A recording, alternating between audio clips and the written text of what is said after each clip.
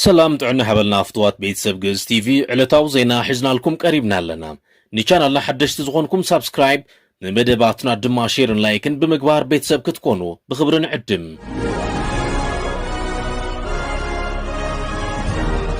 فلمام أرست زينام من محرار بريزيدنت ترامب بعود سراح حيلتا تصدتا تقراي كم استحبنا قليسوم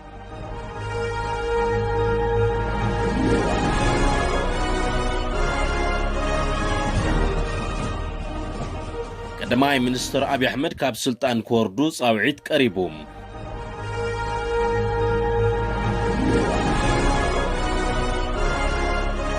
نبرتي كتمال لمطا صاوعي تقريبهم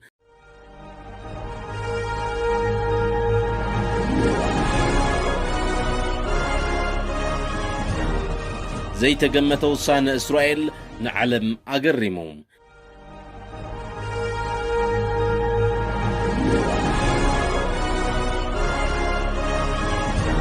علم تصفى زحدر الله حجر انتاي سريح ايا زبلن كالوتن يوم مسانا صريحكم زرزروم كتكتاتولو بخبرن دا عدمنا حزي ناب زرزروم بمحرار بريزيدنت ترامب بعود سراح حيلتات صدتا تقراي كم استحبنا قليسوم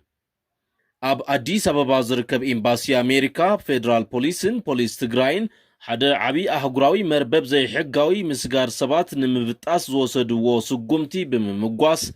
وقعو مجلسي كم زهبات تفلتوم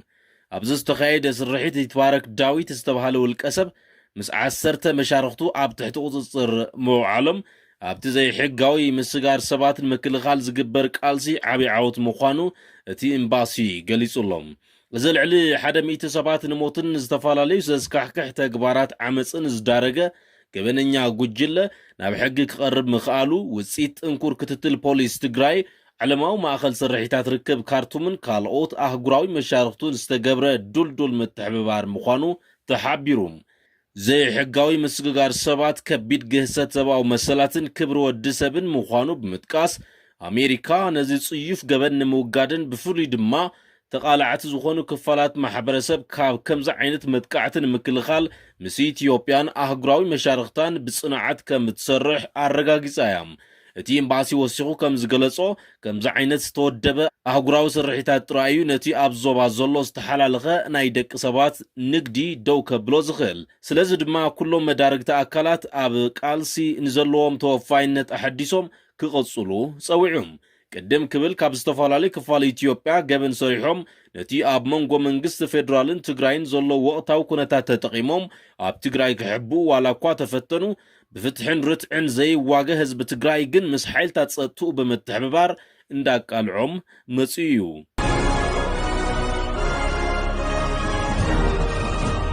بخالق زينا دما قدماي منستر ابي احمد كاب سلطان كورد صاوعيت قريبولم بلوص دمصاو تመስገን ገብረ እግዚአብሔር ወይ ድማ ተሙ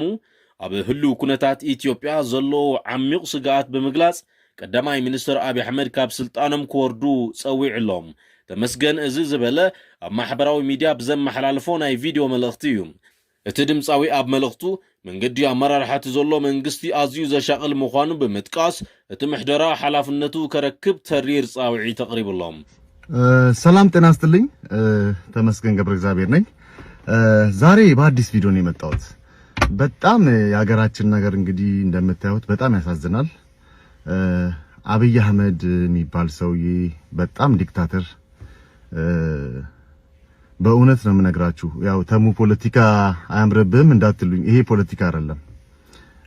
ፖለቲካ ሳይሆን በቃ ይሄ ምንድነው የሚባለው የሰው ልጅ የመጨረሻ ደረጃ ላይ ሲደርስ ማለት ነው እኔ አም ቪክቲም በጣም ቪክቲም ነኝ ተጎድቻለሁ ምናምን በዚህ መንግስት ግን አሁን ደግሞ እየሆነ ያለው ነገር በጣም ፈር የለቀቀ ሆነ ማለት ነው የአንድ ሰው ብቻ ሀገር ሆነ ሶ ድንገት ቪዲዮ ከተቋረጠ ቀጥልላችኋለሁ እሱ ለመናገር ነው የፈለኩት ላችሁ ነው በጣም ተዋደው ተከባብረው ያሳደጉን አባቶቻችን ከየት ነው የመጣው እንዴት ነህ ማን ነህ ሳንባባል ያደገን ሰዎች ነን እኔ ያደኩበት ማህበረሰብ እንደዛ ነው ሁላችንም እንደዛ ነው ያደግነውና አሁን ምን ሆነ መሰላችሁ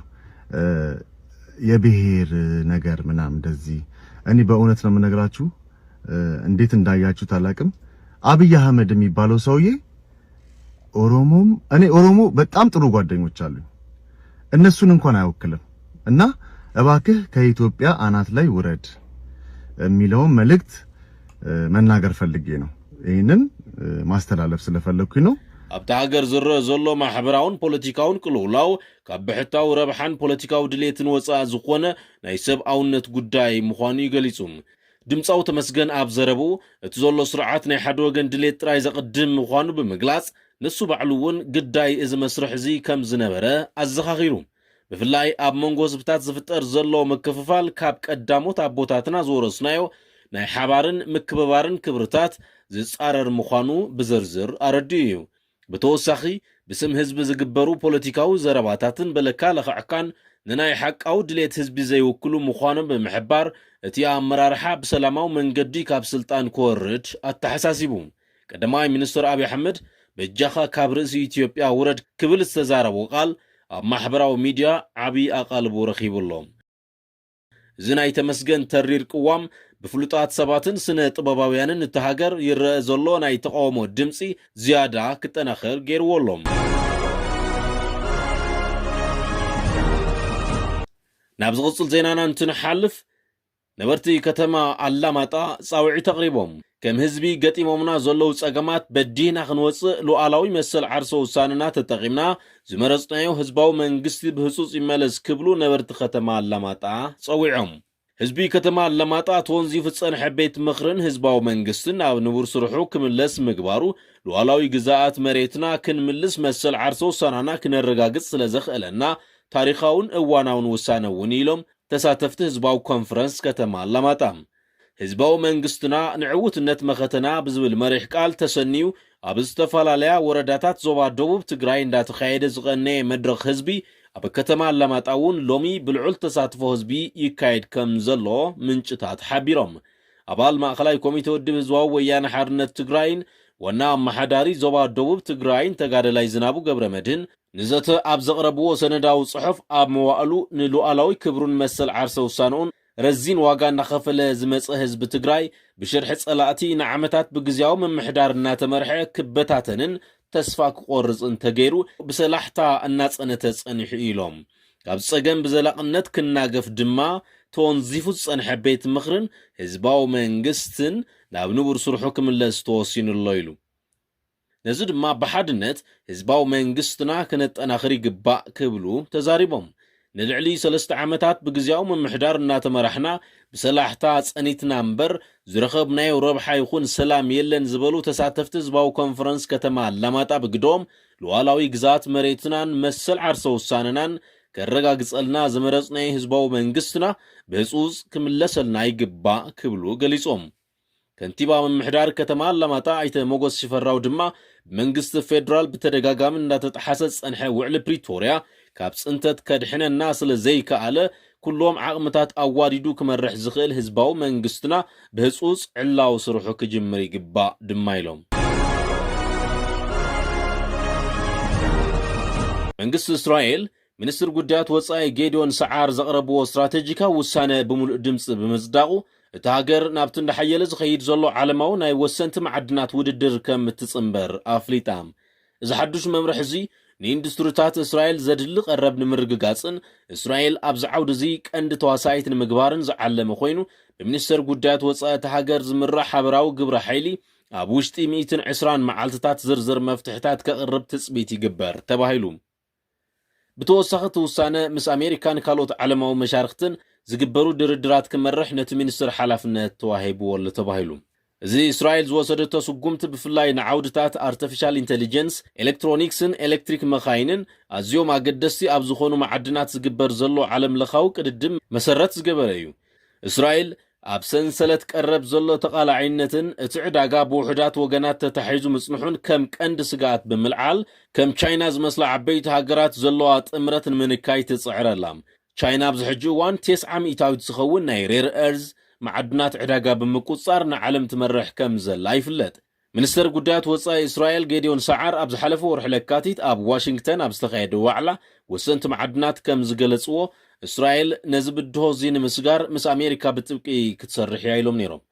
እዚ ምንቅስቃስ እዚ እስራኤል ኣብ ዝወሳነ ጂኦፖለቲካዊ መድረኽ ናይ ባዕላ ረብሓን ስትራቴጂካዊ ዋጋን ንምፍጣር ዘለዋ ድሌት ዘርኢ ኮይኑ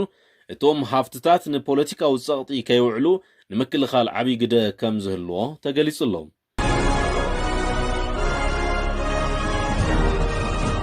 ኣብ መወዳእታ ዜና ኣብ ዓለምና ዘሎ ናይ ኤነርጂ ጠለብ ንምምላእን እናባኣሰ ዝኸይድ ዘሎ ምዝባዕ ኣየር ንብረት ንምክልኻልን ዝኽእል ሓዱሽ ሳይንሳዊ ውፅኢት ኣብ ማእኸላት ምርምር ጃፓን ልዑል ተገዳስነት ረኺቡሎም። ተመራምርቲ ካርቦን ዳይኦክሳይድን ተራማይን ብምጥቃም